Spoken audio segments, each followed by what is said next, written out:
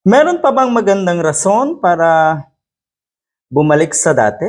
Meron pa bang magandang rason para magkabati at maging maayos ang samahang muli na si Sara Duterte nga at ang nasa Malacanang? Abay sabi ng mga netizens, may kakapalan ng mukha ang isang ito, itong si Sara Duterte, dahil medyo demanding siya sa puntong ito. Open siya para makipagbati uli, kaya lang napakadami niyang kondisyon. Siguro kahit wala kang kondisyon, ito yung totoo, kahit wala kang kondisyon, hindi nagagawin yan ng nasa Malacanang. So etong gustong or posibleng hakbang na ito, nako, wala po kayong mahihita dyan, Sara Duterte. At kung meron sa dalawang kampo, halimbawa, na kailangang makipagbati sa isa, yan po ay kayo. Kayo po ang may kailangan ngayon sa nasa Malacanang. At hindi ang nasa Malacanang ang may kailangan sa inyo. Siguro ng mga panahon, sige, kinailangan kayo ni PBBM para nga naman manalo. At siguro magandang or taktika yon. Alam nyo rin yan na mga Duterte. Alam nyo kung paanong tumakbo ang politika na dapat siguraduhin panalo. Siguraduhin manalo. At doon sa ginawa ng mga nasa Malacanang o ni PBBM, halimbawa na humingi ng tulong sa inyo, makipag-alyansa sa inyo, wala namang problema doon. Pero yung mga ginagawa nyo na hindi patas na laban, katulad ng paggamit ng mga fake news, katulad ng matinding paninira sa mga kalaban, katulad ng paglaganap ng troll farms, hindi patas yun. Hindi talaga patas. So eto, is there a way daw for Vice President Sara Duterte to reconcile nga napakaraming demand netong si Sara Duterte? Sabi niya, she will think about it. Naku, huwag niyo na pong pag-isipan. Wala na kayong pag-asa. Hindi na mangyayari yan. Ulitin ko ulitin ko. Kung meron dito na kailangang kailangan pa na mabuo ang samahang ito, kayo yan. Pero ang nasa Malacanang, they consider you, for now, as nobody.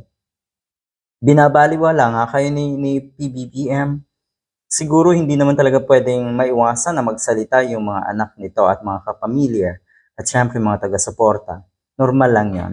Pero yung nasa Malacanang mismo, deadma. Dinidedma na lang po kayo. Masaklap yan.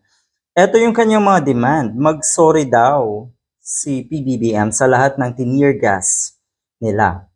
Pinukpok at binugbog dahil nga doon sa nangyaring search kay Kibuloy dyan sa KOJC compound.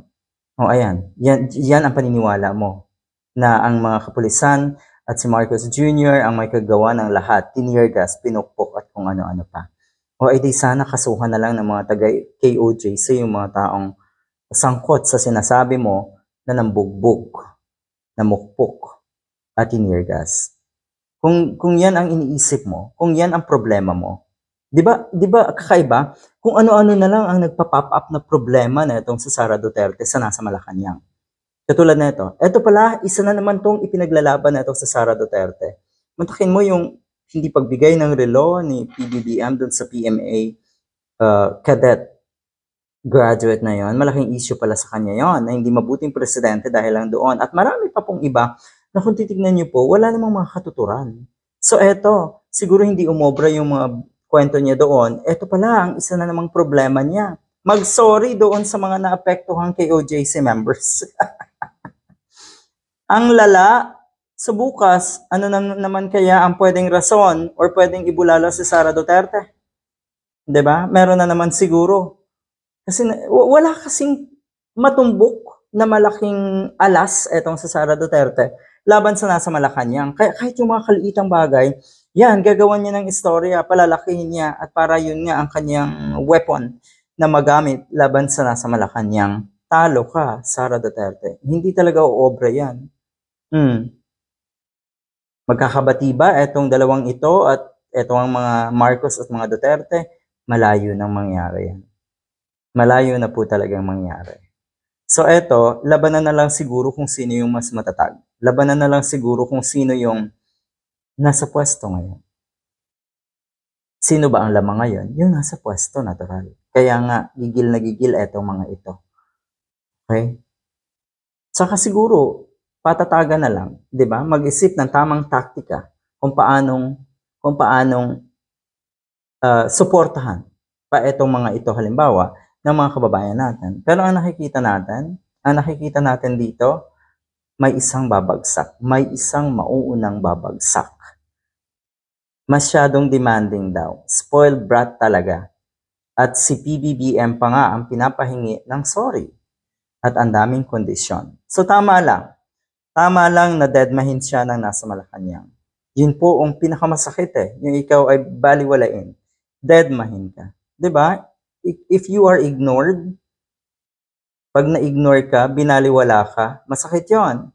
Masakit ang nangyayaring ito kay Sara Duterte na hindi siya pinapatulan ng nasa Malacanang. Dahil mahirap kasing bumaba sa level ng isang Sara Duterte. Hindi maganda yan. Good luck.